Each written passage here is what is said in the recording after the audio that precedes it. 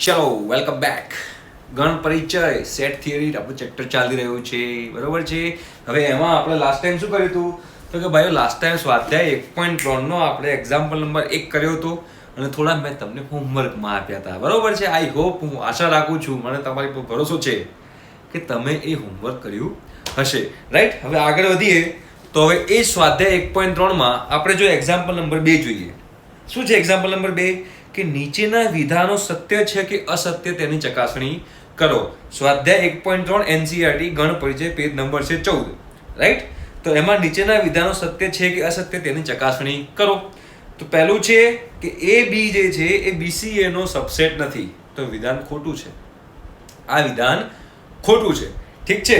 પછી એના પછી જુઓ A, E subset of x, જ્યાં x એ અંગ્રેજી મૂળાક્ષરો પૈકીનો એક સ્વર છે. તો સ્વર કયા છે? A, E, I, O, U. એ તો સ્વર છે ને, તો A, E એ સ્વર છે તો એનો ઉપગણ થયો. તો એનો મતલબ એમ થયો કે આ વિધાન સત્ય છે, આ વિધાન ખોટું નથી. પછી એવું લખ્યું છે કે 1, 2, 3 એ 1, 3, 5 નો ઉપગણ છે, તો એ તો ખોટું છે કેમ કે બધા જ સભ્યો એમાં છે નહીં, રાઈટ. હવે બાકીના જે 3 બચ્યા એ બાકીના 3 તમારે અહીં હોમવર્કમાં કરવાના છે, ઠીક છે. એના પછી જે એક્ઝામ્પલ નંબર 3 છે, એક્ઝામ્પલ નંબર 3 શું કીધું છે? એ તરીકે આપેલું છે અને નીચેના વિધાનો પૈકી કયા વિધાનો સત્ય છે અને અસત્ય છે એ જણાવવાનું છે અને શા માટે, રાઈટ.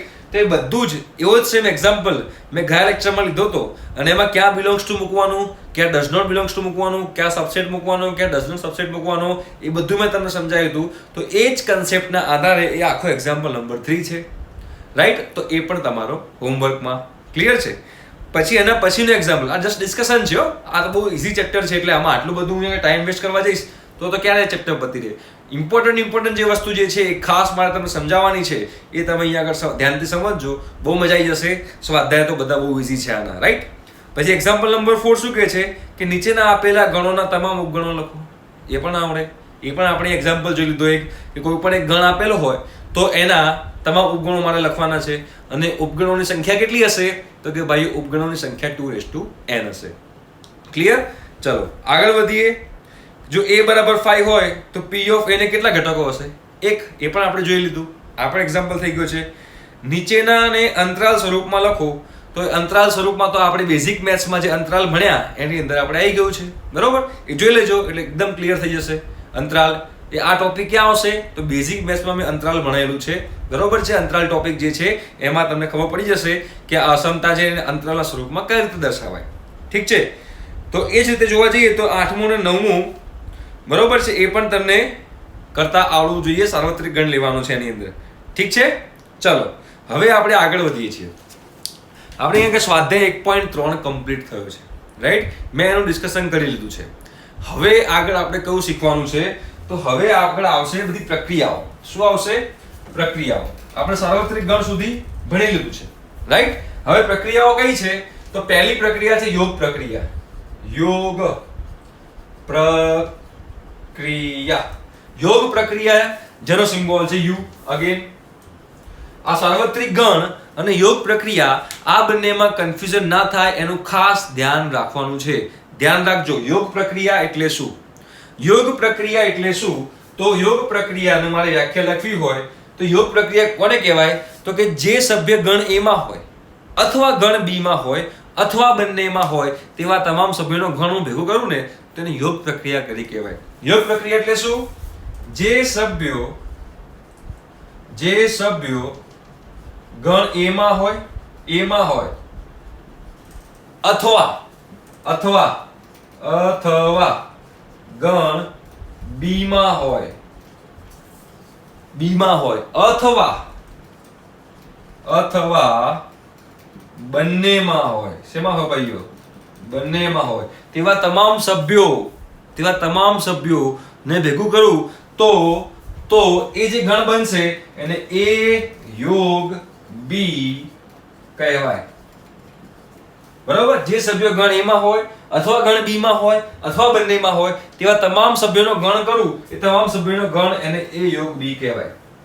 ફોર એક્ઝામ્પલ, ધારો કે હું કહું કે A બરાબર 1 2 3 4 5 છે અને b બરાબર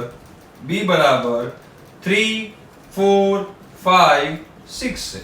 a બરાબર 1 2 3 4 5 છે અને b બરાબર 3 4 5 6 છે. તો a યોગ b શોધો. એવું કીધું હોય કે a યોગ b શોધો. તો અહીંયા a યોગ b ની વ્યાખ્યા શું લખી છે મેં કે જે સભ્યો ગણ a માં હોય અથવા ગણ b માં હોય અથવા બંનેમાં હોય તેવા તમામ સભ્યોનું એક ગણ બનાવું તો એ ગણને a યોગ b કહેવાશે. એટલે કે બધા સભ્યો માટે લઈ લેવાના. તો કે ગણ a ના કયા છે? તો કે 1 2 3 4 5. ગણ b ના કયા છે? 3 4 5 6. પણ એમાં 3 4 5 તો આવી ગયા. અને આપણે ફર્સ્ટ લેક્ચરમાં ભણ્યા કે જ્યારે યાદીની રીતથી લખવાનું હોય ત્યારે સભ્યોનું પુનરાવર્તન કરવાની જરૂર છે નહીં. તો ઓલરેડી 3 4 5 આવી ગયા છે. ઓલરેડી 3 4 5 આવી ગયા છે, લખવાની જરૂર નથી. 6 ખાલી બાકી રહ્યું. એનો મતલબ કે આખું ગામ લઈ લેવાનું. a માં સભ્ય હોય a, b માં સભ્ય હોય a, એ બંને ભેગા કરીને ગણ લખી દઈએ તો આ પ્રક્રિયા જે મેં કરી એને યોગ પ્રક્રિયા કહેવાય. આ પ્રક્રિયાને શું કહેવાશે? યોગ પ્રક્રિયા કહેવાશે. ક્લિયર થાય છે? બરોબર છે? સિમ્પલ છે. એ રીતે જો મારે છેદ પ્રક્રિયા લખવી હોય, આ તો મેં વાત કરી યોગ પ્રક્રિયાની. છેદ પ્રક્રિયા લખવી તો ખાલી શબ્દોમાં ચેન્જ છે, શબ્દોની માયાજાળ છે. અહીંયા લખું છું છેદ પ્રક્રિયા. શું લખું છું ભાઈઓ? છેદ પ્રક્રિયા. છેદ. તો અહીંયા આગળ યુ ની જગ્યાએ થઈ જશે ઊંધો યુ. રાઈટ? તો આની વ્યાખ્યા શું છે?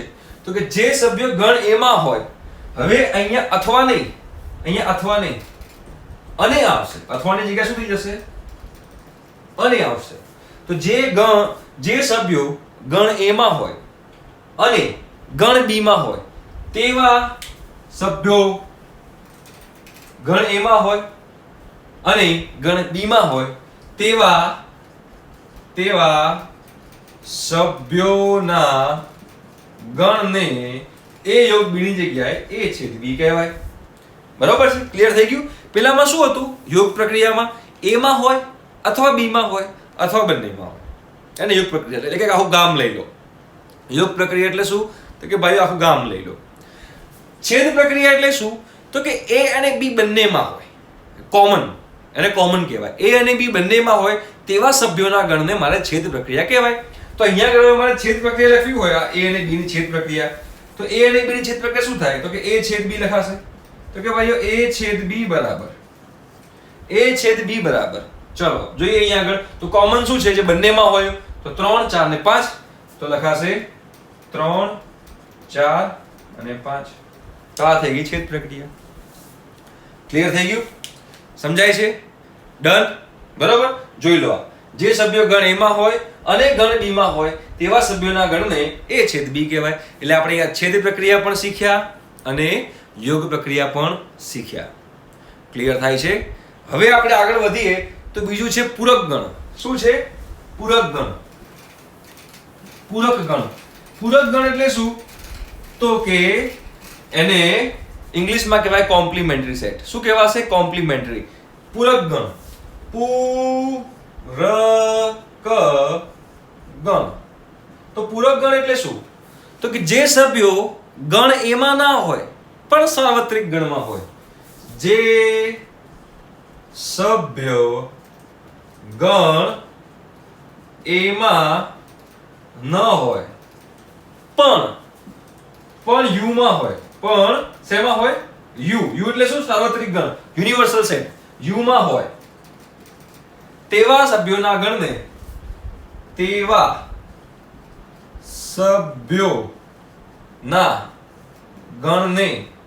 a નો પૂરક ગણ કહેવાય. પૂરક ગણ કહેવાય. એનો મતલબ એમ થયો કે એક્ઝામ્પલ તરીકે બતાવું તો કે સાર્વત્રિક ગણ છે u, જેમાં સભ્યો છે 1 2 3 4 5 6 7 8 9 ને 10. સાર્વત્રિક ગણ છે u, જેના સભ્યો છે 1 થી 10. હવે એ જે છે એમાં સભ્યો છે 5 6 7 8 9 10. એના સભ્યો છે. આ સાર્વત્રિક ગણના સભ્યો છે અને આ એના સભ્યો છે. ક્લિયર થાય છે? હવે મારે શોધવાનું શું છે? તો કે a નો પૂરક ગણ શોધવાનો છે. શું શોધવાનો છે? a નો પૂરક ગણ. તો વ્યાખ્યા વાંચો. જે સભ્યો ગણ a માં ન હોય પણ u માં હોય એટલે કે સાર્વત્રિક ગણમાં હોય તેવા સભ્યોના ગણને a નો પૂરક ગણ કહેવાય. તો 5 6 7 8 9 10 એ a માં છે. તો a માં કયા નથી? તો કે a માં 1 2 3 4 નથી, તો એનો પૂરક ગણ કહેવાશે a ડેશ. શું કહેવાશે? a dash. તો a ડેશ બરાબર શું લખાશે?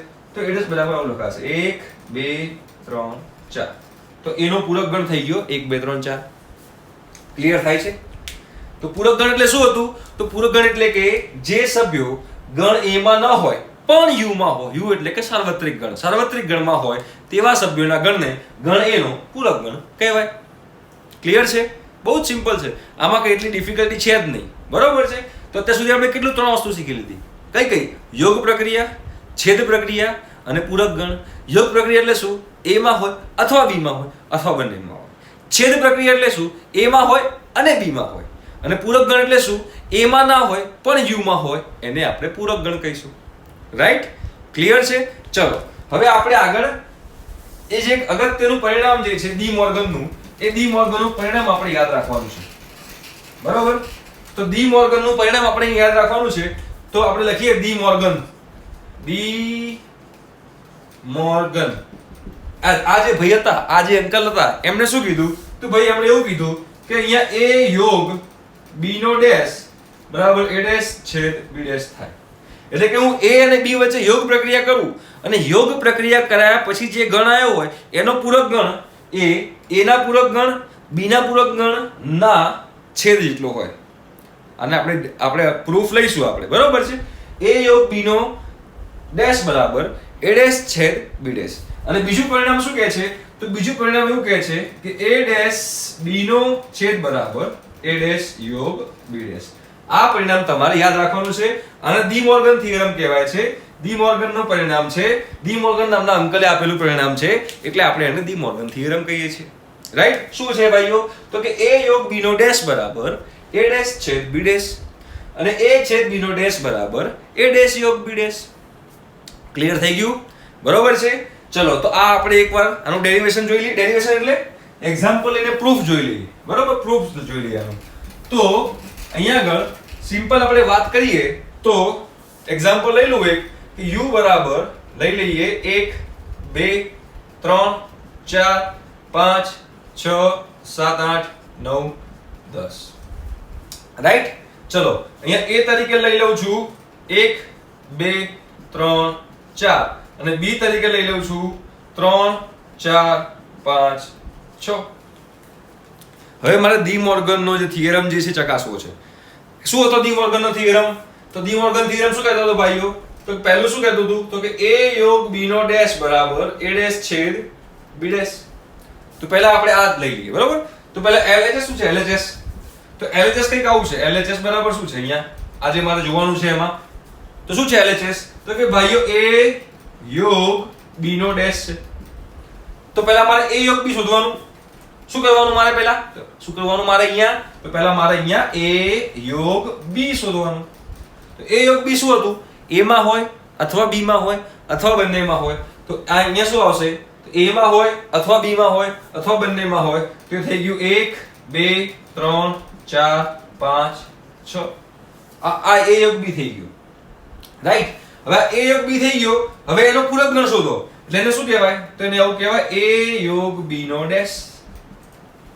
તો એનો મતલબ શું થયો કે a યોગ b માં ના હોય, a યોગ b માં ના હોય પણ પૂરક ગણમાં હોય, સોરી સાર્વત્રિક ગણમાં હોય. તો સાર્વત્રિક ગણમાં હોય અને આમાં ના હોય એવા કયા સભ્યો છે? તો કે ભાઈ 7 8 9 10. જો આમાં નથી પણ આમાં છે. રાઈટ? તો આનો મતલબ શું થયો અહીંયા આગળ? તો કે ભાઈ 7 8 9 10 પરિણામ નંબર 1. એટલે કે a યોગ b નો ડેશ આવ્યો 7 8 9 10. હવે આપણે વાત કરીએ RHS ની. તો RHS માં શું છે? a ડેશ છેદ b ડેશ છે ને. તો પહેલા શું શોધવું શું પડશે? તો કે a ડેશ એટલે કે a નો પૂરક ગણ શોધો ભાઈ. તો a નો પૂરક ગણ એટલે શું? તો કે a માં ના હોય પણ સાર્વત્રિક ગણમાં હોય. તો અહીંયા આ a છે, આ મારો સાર્વત્રિક ગણ છે. તો શું થશે? તો કે ભાઈ 5 6 7 8 9 10. હવે શોધો b ડેશ.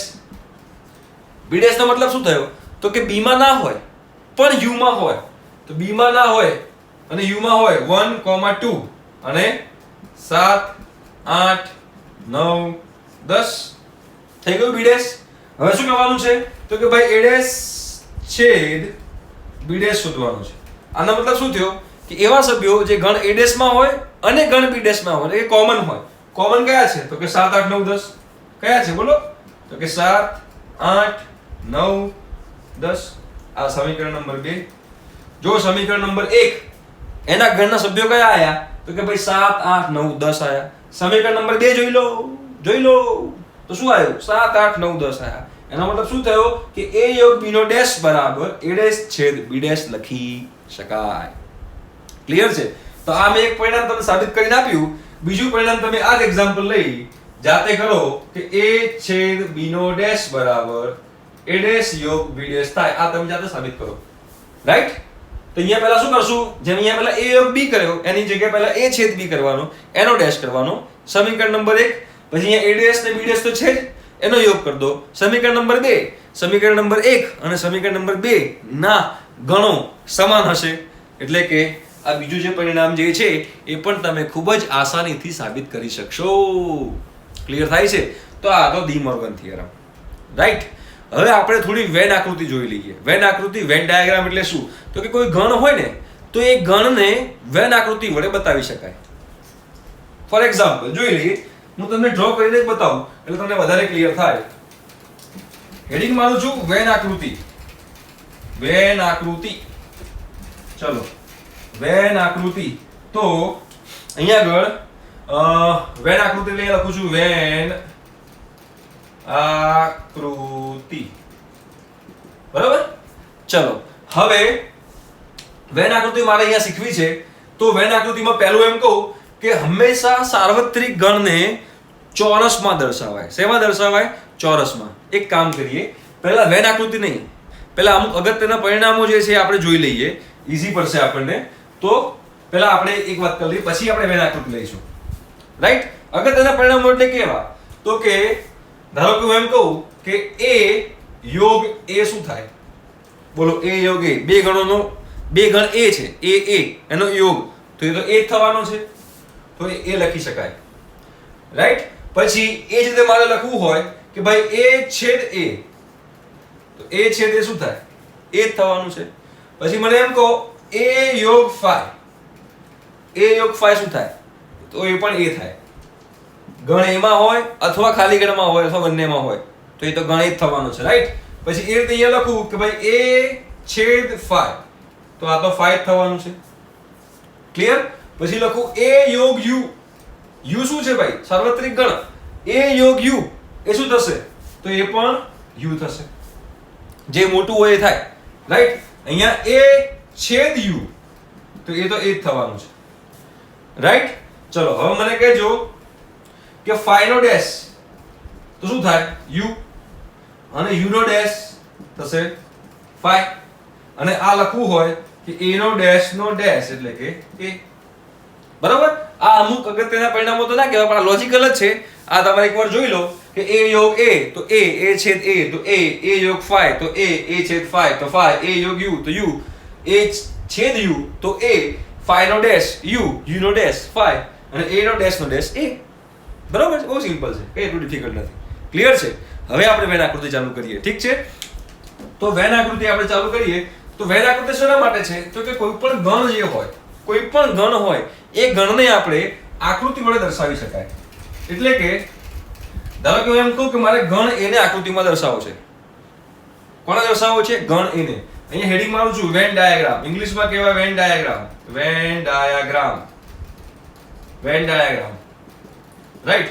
હવે જે વેન ડાયાગ્રામ જે છે એ ઘણા બધા રીતે હું બનાવી શકું. તમને જેટલા બનાવવા હોય ને એટલા બનાવી શકું. સિમ્પલ પહેલા લઈશ, પછી આગળ ધીમે ધીમે વધારતો જઈશ. ફોર એક્ઝામ્પલ હું તમને એમ કહું કે મારે ગણ a ને બતાવવો છે. તો ગણ a કોક સાર્વત્રિક ગણનો તો ઉપગણ હોવાનો જ ને. કોઈ પણ ગણ હોય એ એના સાર્વત્રિક ગણનો ઉપગણ હોય. રાઈટ? તો મારે ગણ a ને બતાવવો છે.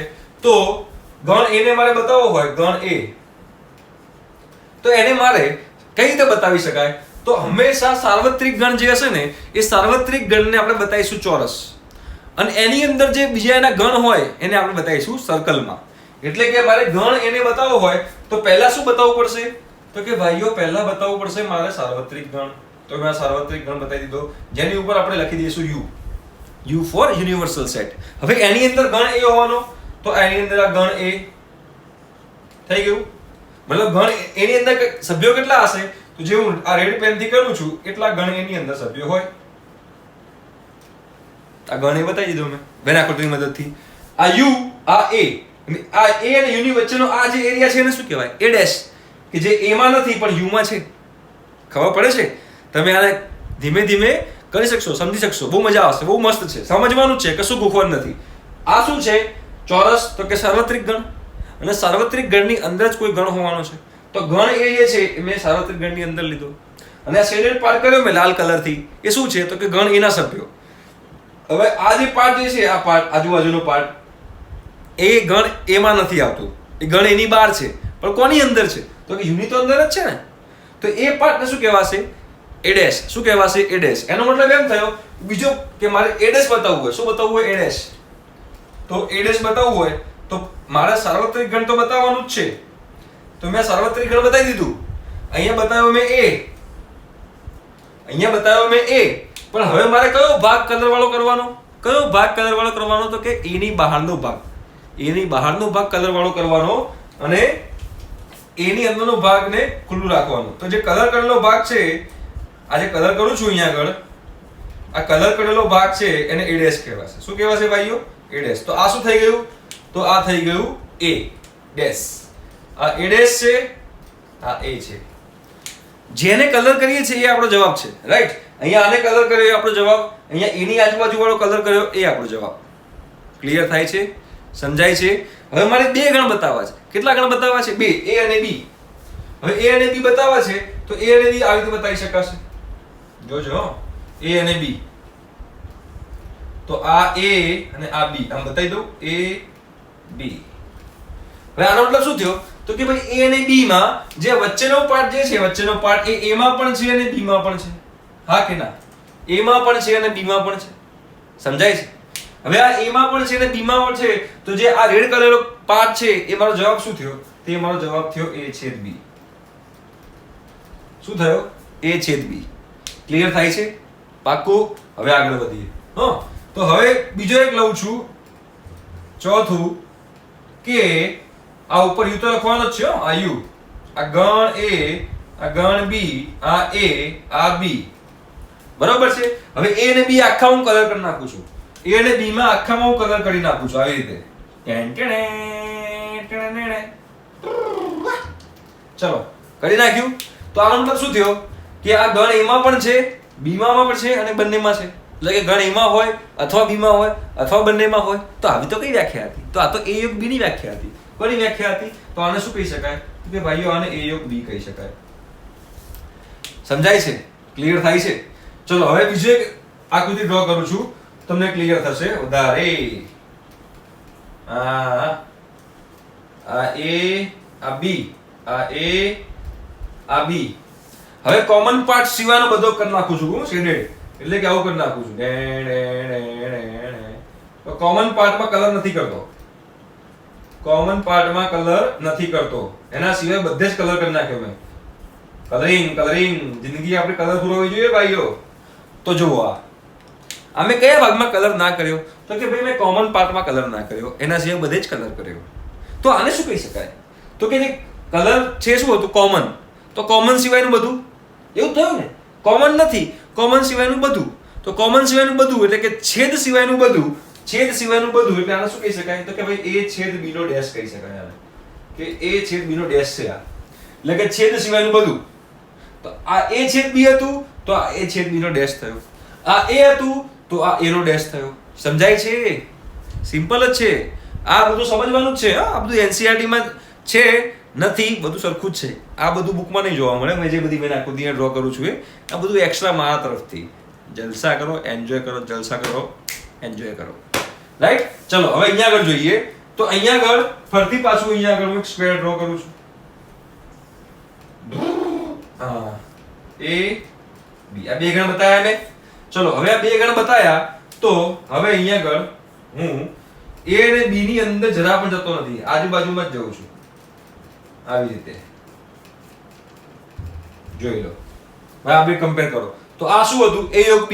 a યોગ b એટલે શું? a માં હોય અથવા b માં હોય અથવા બંનેમાં હોય. આ એના સિવાયનું. એના સિવાયનું જ છે ને? તો આને શું કહેવાશે? તો ભાઈઓ આને કહેવાશે a યોગ b નો ડેશ. a યોગ b નો ડેશ. આઈ હોપ તમને વેન ડાયાગ્રામ સમજમાં આવતો હશે. અત્યાર સુધી આપણે જે બી કર્યું એ આપણે અત્યારે મેથેમેટિકલી કરતા હતા, આ આકૃતિની મદદથી કર્યું. એન્જિનિયર બનવાના છો ને, અને drawing is the language of engineering આવું કહેવાય. તમે જેમ જશો ને એન્જિનિયરિંગમાં એટલે બધા આવું બોલશે કે drawing is the language of engineering. એટલે કે ડ્રોઈંગ જે છે એ જ મહત્વનું છે એન્જિનિયરિંગમાં. એટલે એ જ રીતે મેથ્સમાં પણ ડ્રોઈંગ છે, ગ્રાફ છે, બહુ બધું ઇમ્પોર્ટન્ટ હોય, રાઈટ? તો તમે અત્યાર સુધી જે બી આપણે બોર્ડ પર કરતા લખતા હતા એ આપણે આકૃતિ વડે બતાવ્યું. આ a ડેશ, a છેદ b, a યોગ b, a છેદ b નો ડેશ અને a યોગ b નો ડેશ. ક્લિયર થાય છે? ચલો હવે આગળ થોડી થિયરી લઈએ હજુ, બરોબર?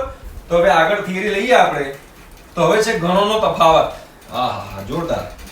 શું છે ભાઈઓ? ગણોનો તફાવત. તો ગણોનો જે તફાવત જે છે, ગણોનો તફાવત એને આપણે કહીશું a b. પહેલા લઈએ a b. આનો મતલબ શું થયો? a b નો મતલબ શું થયો? તો કે જે સભ્યો ફક્ત ગણ a માં હોય, ગણ a માં હોય, b માં ના હોય. જે સભ્યો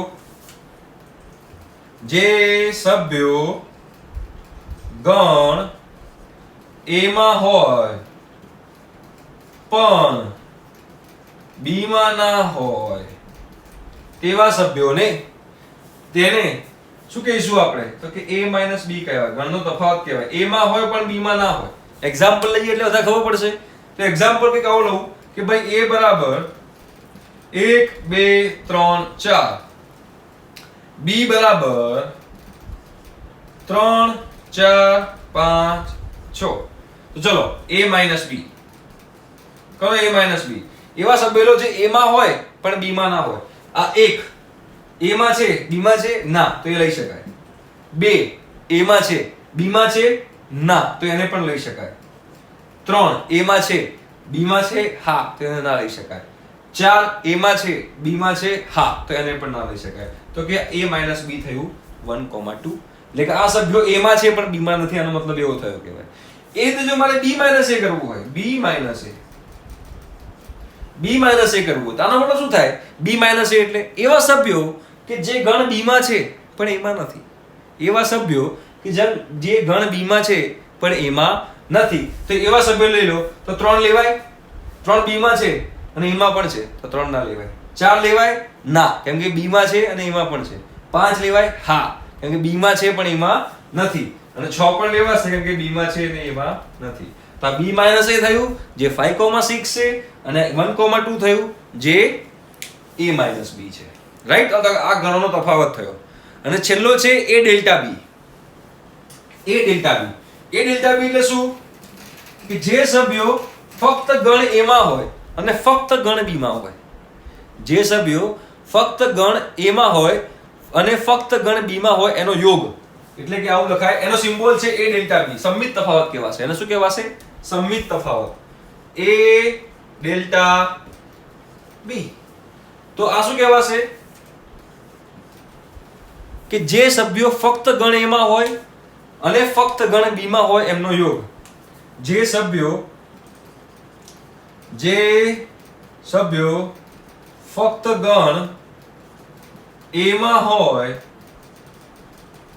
તથા ફક્ત ગણ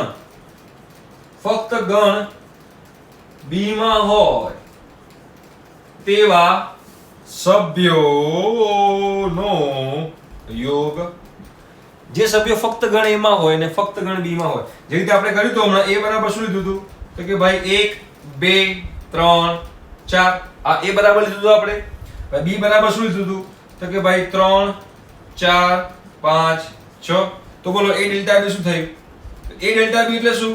કે ફક્ત ગણ a માં હોય અને ફક્ત ગણ b માં હોય એવા જ સભ્યો લેવાના. ફક્ત ગણ a માં કયા છે?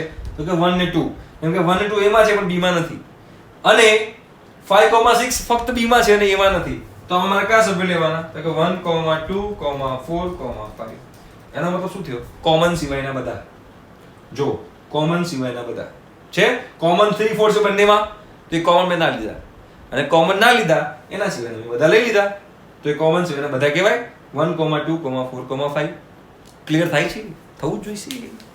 એના વગર ચાલશે જ નહીં. ક્લિયર કરવું જ પડશે, બરોબર છે? તો આ હતું સંમિત તફાવત. મેં વાત કરી અહીંયા આગળ. તો હવે આનો બી આપણે વેન આકૃતિઓ જોઈ લઈએ. a માઇનસ બી ની, b માઇનસ a ની, a ડેલ્ટા b ની, a માઇનસ b ને બીજી કઈ રીતે લખી શકાય એ બધું જ આપણે અહીંયા જોઈએ તો વધારે મજા આવશે. ઠીક છે, ચલો તો આ મેં લખ્યું સંમિત તફાવત. આને શું કહીશું આપણે? તો આને કહીશું સંમિત તફાવત. સંમિત તફાવત ઇંગ્લિશમાં કહેવાય સિમેટ્રિકલ ડિફરન્સ. શું કહેવાશે? Symmetrical difference, right. તો આ આપણે a ડેલ્ટા b ની વાત કરી. ચલો હવે આ બધું પાછું આપણે વેન આકૃતિમાં જોઈ લઈએ તો વધારે મજા આવે. કેમ કે drawing is the language of engineering ભાઈઓ. સરસ મજાની લેંગ્વેજ છે ડ્રોઈંગ, રાઈટ. તો ફરીથી આપણે હવે a માઇનસ b જોઈ લઈએ. કોની મદદથી? વેન આકૃતિની મદદથી, રાઈટ. તો અહીંયા આગળ હું ચોરસ કરું છું. ચલો આ થઈ ગયો મારો યુનિવર્સલ સેટ એટલે કે સાર્વત્રિક ગણ. આ છે a, આ છે b. ચલો જે ફક્ત a માં હોય અને b માં ના હોય, મને એમ કહો આ વચ્ચેનો પાર્ટ બંનેમાં હોય તો a માંય કહેવાય ને b માંય કહેવાય, આ પાર્ટ b માં કહેવાય. તો ખાલી મારે ફક્ત a લેવું છે, ઓન્લી a, ઓન્લી a. તો ઓન્લી a લેવું હોય, ફક્ત a, તો શું થશે? આ થશે. જો થયું કે ના થયું? તો આને શું કહેવાશે? તો કે ભાઈ આને a માઇનસ b કહેવાશે.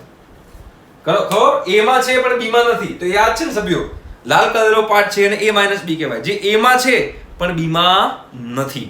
ક્લિયર થાય છે? ચલો આગળ વધીએ. તો b માઇનસ a કરું તો b માઇનસ a, આ a, આ b. હવે મારે b માઇનસ a કરવું હોય, b માઇનસ a, તો મારે શું કરવું પડશે? તો કે ફક્ત b લેવું પડશે. શું કરવું પડશે? ફક્ત b. સમજ પડે છે? ફક્ત b લેવું પડશે. તો આ શું આવ્યું? તો આવ્યું b માઇનસ a. આ a માઇનસ b હતું, b માઇનસ a હતું. તો મને એમ કહો કે હું a માઇનસ b અને b માઇનસ a નો યોગ કરું. a માઇનસ b અને b માઇનસ a નો યોગ કરું, a અને b. ચલો a માઇનસ b શું હતું? તો કે ફક્ત a. તો ફક્ત a અને ફક્ત b નો યોગ કરું. શું કરું? ફક્ત a અને ફક્ત b નો યોગ કરું. તો આ શું બન્યું? તો કાં તો a ડેલ્ટા b બની ગયું. જો કોમન સિવાયનું બધું. તો આને શું કહેવાય? a delta b. કહેવાય કે ના કહેવાય? તેના પરથી મને a ડેલ્ટા b નું સમીકરણ મળ્યું. મને a ડેલ્ટા b નું સમીકરણ શું મળ્યું? તો કંઈક આવું મળ્યું, a માઇનસ b યોગ b માઇનસ a. જો a માઇનસ b અને b માઇનસ a બંનેની મેં યોગ પ્રક્રિયા કરી દીધી તો મને a ડેલ્ટા b મળી જાય. ક્લિયર છે? બરોબર છે? સમજાય છે? ચાલો હવે આપણે આગળ વધીએ. તો આગળ આપણે વધશું તો હવે શું કરશું? તો હવે આપણે એવું કરીએ કે અહીંયા આગળ હું a છેદ b ડેશ કરું. શું કરું? a છેદ b ડેશ. કેમ કે મારે તમને બતાવવું છે કે a માઇનસ b ને a છેદ b ડેશ લખી શકાય. શું લખી શકાય? a છેદ b ડેશ લખી શકાય. તો કઈ રીતે બતાવાશે? તો કે a માઇનસ b તો આ હતું. જો બરોબર? ક્લિયર? ચલો હવે મારે a છેદ b ડેશ કરવું છે. તો આ વેન આકૃતિમાં બતાવું હું a u, આ a b. ચલો b ડેશ શું થાય? b ડેશ એટલે શું થશે મને કહો? તો b ડેશ એટલે શું થાય? તો કે ભાઈ આ a છે અને આ b છે. b ડેશ એટલે શું થાય? તો કે b સિવાયનું બધું. બરાબર? તો b સિવાયનું બધું, તો b સિવાયનું બધું તો એમાં a પણ આવશે જ ને. b સિવાયનું બધું. હો ચાલો બરોબર છે. આ શું થઈ ગયું? b ડેશ થઈ ગયું. અને a શું થયો? તો a તો આ જ છે, આટલો a છે, આટલો a છે. જો આ આટલો a છે, રાઈટ? આ a છે અને આ b સિવાયનું બધું. ક્લિયર થાય છે? બરોબર છે. તો હવે મારે a છેદ b ડેશ કરવું છે. તો આ b ડેશ તો આટલું મોટું છે અને આ a છે. તો બંનેનો કોમન પાર્ટ કેટલો થયો? તો બંનેનો કોમન પાર્ટ કંઈક આટલો થયો. આ બ્લુ કરું લાઈન, એ કોમન પાર્ટ હશે. જો a નો અને b ડેશ નો, a નો અને b ડેશ નો કોમન પાર્ટ હશે. તો શું આવ્યું? ફક્ત a આવ્યું. a નો અને b ડેશ નો કોમન પાર્ટ ફક્ત a છે. એટલે કે a છેદ b ડેશ ને આપણે a માઇનસ b કહી શકીએ. ક્લિયર થયું? વેન આકૃતિની મદદથી કે a માઇનસ b બરાબર a છેદ b ડેશ લખી શકાય. ક્લિયર? હવે આ જે a ડેલ્ટા b જે હતો એ a ડેલ્ટા b ને બીજું શું લખી શકાય? a ડેલ્ટા b ને તો કે આ a યોગ b એટલે બધું જ કહેવાય. અને બધામાંથી શું બાદ કરું છું? Common part. તો એને આવી રીતે પણ લખી શકાય કે a યોગ b માંથી a છેદ b ને બાદ કરી દો તો પણ એ મારો a ડેલ્ટા b કહેવાશે. એટલે કે a ડેલ્ટા b ના બે સમીકરણો થયા. શું થયું ભાઈઓ? a ડેલ્ટા b ના બે સમીકરણો થયા. ક્લિયર થાય છે? એક a માઇનસ b યોગ b માઇનસ a અને બીજું છે a યોગ b માઇનસ a છેદ b. રાઈટ? ક્લિયર થઈ ગયું? હવે અહીંયા તમને ખબર પડી ગઈ હશે ભાઈ કે યોગ પ્રક્રિયા કોને કહેવાય, છેદ પ્રક્રિયા કોને કહેવાય, પૂરક ગણ કોને કહેવાય, પછી a માઇનસ b કોને કહેવાય, b માઇનસ a કોને કહેવાય, a ડેલ્ટા b કોને કહેવાય અને ડી મોર્ગન થિયરમ કોને કહેવાય. આ સુધી તમને ક્લિયર આવ્યો હશે કે ના બરોબર છે? ચલો, મજા આવી ગઈ, બહુ મજા આવી ગઈ હશે. ઠીક છે, તો આ થિયરી પાર્ટ છે. હવે આપણો સ્વાધ્યાય ચાલુ કરીએ આગળ. તો સ્વાધ્યાય 1.3 તો પતી ગયો છે આપણો, બરોબર. હવે વાત કરીએ 1.4 ની. તો 1.4 જે છે, જુઓ સ્વાધ્યાય 1.4 જે છે એ 1.4 માં સિમ્પલ હું ડિસ્કશન જ કરીશ બહુ સ્પીડમાં, કેમ કે બહુ ઈઝી સ્વાધ્યાય છે, બરોબર. એક્ઝામ્પલ નંબર 1 શું કહે છે કે નીચે આપેલી જોડીઓના ગણનો યોગ ગણ લખો. યોગ ગણ એટલે શું? કે ગણ A માં હોય અથવા B માં હોય અથવા બંનેમાં હોય. તો પહેલો એક્ઝામ્પલ છે 1 3 5 અને બીજો એક્ઝામ્પલ છે 1 2 3. પહેલો ગણ છે 1 3 5 અને બીજો ગણ છે 1 2 3. તો બંનેનો યોગ કરીએ તો શું થાય? તો કે 1 2 3 5. બરોબર. સભ્યો આપણે પુનરાવર્તન કરવાની જરૂર છે નહીં. કેમ જરૂર નથી? કેમ કે મેં પહેલા જ કહી દીધું આપણે સૌથી નંબર 1 ગયા જન્મના એક્ઝામ્પલ આપણે લેક્ચરમાં કે જે સભ્ય હોય એનું પુનરાવર્તન થતું હોય તો એક જ વાર લખવાનો. રાઈટ? પછી બીજો છે AEIOU અને ABC. તો એનો યોગ શું થાય? AEIOU અને BC. બરોબર. આ આખો એનો યોગ થશે. પછી જોઈએ બીજું તો કે x એ 3 ની ગુણિત પ્રાકૃતિક સંખ્યા છે અને બીજું છે કે 6 થી નાની પ્રાકૃતિક સંખ્યા છે. તો 3 ની ગુણિત પ્રાકૃતિક સંખ્યા અને x એ 6 થી નાની પ્રાકૃતિક સંખ્યા છે. તો હવે આ તો અસંખ્ય આવશે, યોગ છે ને, આમાં હોય અથવા પેલામાં હોય, એટલે કે 3 6 9 12 15 એ તો લેવાના જ, અને પ્લસ અહીંયા આગળ 1 2 3 4 5 એ પણ લેવાના. રાઈટ? કેમ કે 6 થી નાની પ્રાકૃતિક સંખ્યા છે એ પણ મારે લેવાની છે, પ્લસ 3 ની ગુણિત બધી પ્રાકૃતિક સંખ્યાઓ લેવાની છે. ક્લિયર? તો 1 2 3 4 5 6 9 12 15 18 21 24 એ મારો જવાબ આવશે. ક્લિયર? તો આ પહેલા 3 કર્યા, પછીના 2 તમે કરજો. રાઈટ? હવે જો A અને B છે, હવે એક્ઝામ્પલ નંબર 2 એમાં A અને B આપેલા છે. એમાં શું કીધું છે? તો એમાં એવું કીધું છે કે A B નો ઉપગણ છે. જોઈ લો. હા છે, કેમ કે A માં સભ્યો છે A અને B અને B માં છે ABC. તો બોલો A યોગ B શું થશે? તો A યોગ B થશે ABC. બરાબર છે. પછી A B નો ઉપગણ હોય તેવા બે ગણ આપ્યા હોય તો A યોગ B શું થાય? તો ઉપરના જેવું છે. A ઉપગણ B હોય તો A યોગ B માં જે મોટો ગણ હોય તમારો જવાબ, એટલે કે આનો જવાબ આવશે B. બરાબર? જે મોટો હોય એ જ આવે. યોગ હોય તો જે મોટો હોય એ જવાબ આવે અને છેદ હોય તો જે નાનો ગણ હોય એ જવાબ આવે. જો ઉપગણ હોય તો આની વાત છે. A ઉપગણ B હોય તો A યોગ B B થાય અને A છેદ B A થાય. યોગમાં મોટો ગણ આવશે, છેદમાં નાનો ગણ આવશે. રાઈટ? હવે ચોથું લખ્યું છે કે જો A B અને C અને D 4 ગણ આપેલા છે તો એ 4 ગણ આપેલા તો નીચેના ગણ શોધો. સિમ્પલ જ છે. A યોગ B, A યોગ C, B યોગ C, B યોગ D. A યોગ B યોગ C એટલે શું? 3 ના ગણના બધા સભ્યો લઈ લેવાના. પણ હા, પુનરાવર્તન થતું હોય તો એક જ વાર લખવાના. બરોબર? A યોગ B યોગ D એમાં પણ એવું 3 ગણના બધા સભ્યો લખી નાખો. જો પુનરાવર્તન થતું હોય તો એક જ વાર લખવાનું. એ જ રીતે B યોગ એટલે B યોગ C યોગ D. ક્લિયર? પછી પ્રશ્ન 1 માં આપેલી જોડીઓના છેદનો ગણોનો છેદગણ શોધો. એટલે આ પાછું એ કીધું છે. પ્રશ્ન 1 માં આપેલા જોડીઓ એટલે એક્ઝામ્પલ નંબર 1 જે છે એમાં હવે શોધવાનું છે છેદગણ. છેદગણ એટલે શું હતું? કોમન હોય એ તમારે હોમવર્કમાં કરવાનું. બરોબર? Example number 6 A B C D 4 ગણ આપણને આપેલા છે. બધાનો A છેદ B, B છેદ C, A છેદ C છેદ D, A છેદ C. A છેદ C છેદ D એટલે શું? તો કે 3 નો કોમન હોય એટલે લેવાનું. હા, તમને કહી દઉં હું. A છેદ C છેદ D એટલે શું? કે 3 માં કોમન હોય એવું. એ તમને બતાવી દઉં. બરોબર છે?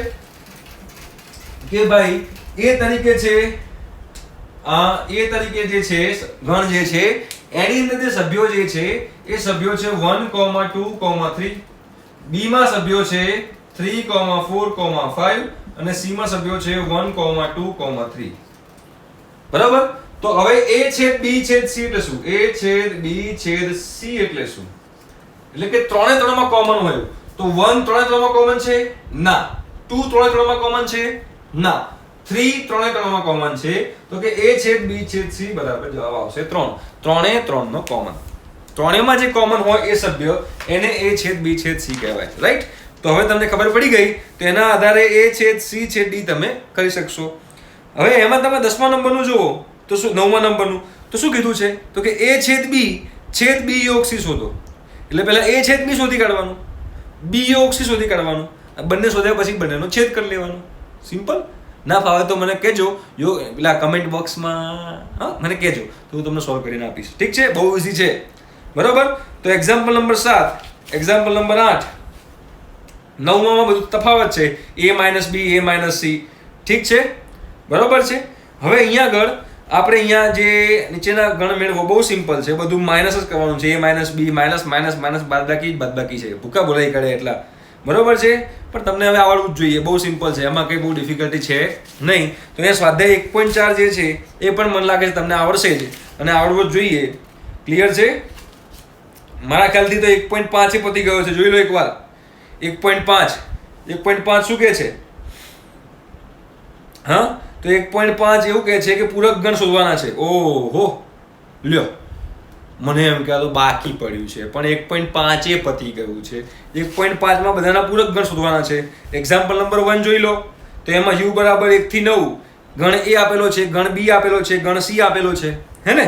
તો હવે a ડેશ શોધવાનો, b ડેશ શોધવાનો, a યોગ c નો ડેશ શોધવાનો, a છે a યોગ b નો ડેશ શોધવાનો, a નો ડેશ શોધવાનો, b માઇનસ c નો ડેશ શોધવાનો. સિમ્પલ છે. પહેલા b માઇનસ c કરવાનો, જે જવાબ આવે એનો પૂરક ગણ શોધી કાઢવાનો. બહુ સિમ્પલ છે. તો આ સ્વાધ્યાય પણ તમને આવડશે.